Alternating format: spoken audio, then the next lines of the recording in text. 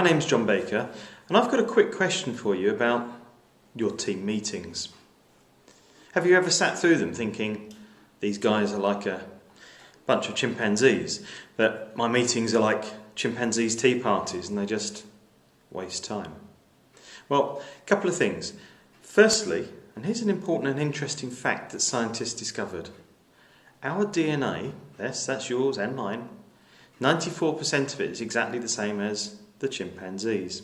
And a large amount of it appears to be completely useless. Let's come back to that fact in a minute. So, let's think about your team meetings again. Point number one, before you think about the meeting, have you got a very clear objective? Have you told the guys in the team what it is? Have you sent out an agenda in advance? And even more importantly, you want them to own some of the meeting.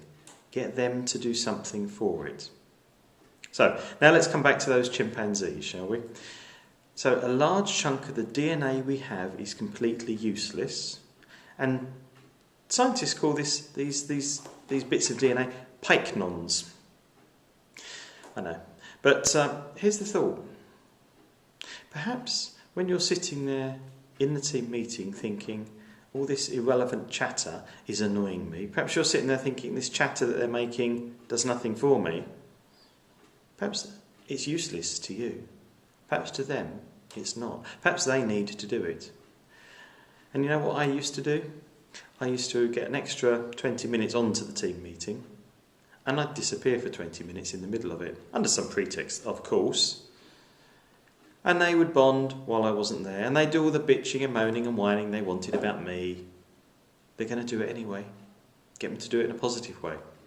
But more importantly, leave your team time to talk. They do need to, even though to you it seems irrelevant. So agenda, objective, and talk time. My name's John Baker. I coach business owners on their journey from 5 to 50 employees and help them to get there sustainably, profitably, and retaining their sanity. Thank you.